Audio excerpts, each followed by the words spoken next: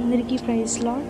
Welcome back to the channel. I name Jesus. దేవుని మహాకృపను బట్టి అందరూ క్షేమంగా ఉన్నారని ఆశిస్తూ ఉన్నాను. ఇది నా దేవుని వాక్యం. ఆదికాండం 14:14. అబ్రాము తన తమ్ముడు చెరపట్టబడనని విని తన ఇంట పుట్టి అలవర్చబడిన 318 మందుగురిని వెంట పెట్టుకొని దాను మట్టుకు ఆ రాజులను తరిమెను. ఈ దినం మనం అబ్రహాం గారి యొక్క జీవితం నుండి మరొక విషయాన్ని ధ్యానించబోతా ఉన్నాను.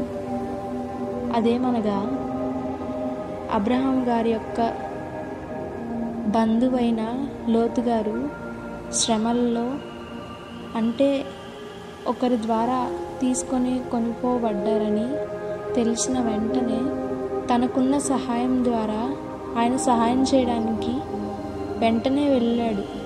తను చేసిన తప్పు వల్ల అని నిందించలేదు, వెంటనే సహాయం చేశాడు. మనం కూడా మనకి ఒకరు ఏదన్నా చెప్తున్నారంటే దాన్ని బట్టి మనము వారి కొరకు ప్రార్థించే వారిగా ఉండాలి తప్ప, వారు ఈ తప్పు చేశారు అందువల్లనే దేవుడు ఇలా శిక్షించాడని మనము చెప్పకూడదు.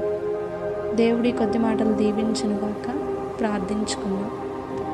స్తోత్రం స్తోత్రం స్తోత్రం. మమ్మల్ని మిక్కిలిగా ప్రేమించిన మా ప్రియ పరలోకపు తండ్రి, దేవా, ఈ దినమందు ప్రభా, ఎవరెవరైతే వీక్షిస్తున్నారో తండ్రి నాయన, వారందరూ కూడా ప్రభా వారికున్న సామర్థ్యత కొలది దేవాని యొక్క ప్రార్థనను ఎదుటివారికి సహాయం చేయడానికి మీరే కృపను అనుగ్రహించండి ప్రభా నాయన.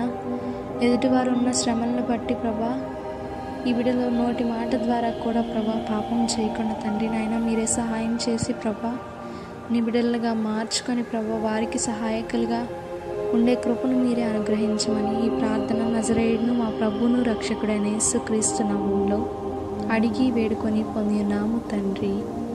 ఆమేన్. దేవుడు అందరినీ దీవించి ఆశీర్వదించునుగాక. ఆమేన్. Praise the lord.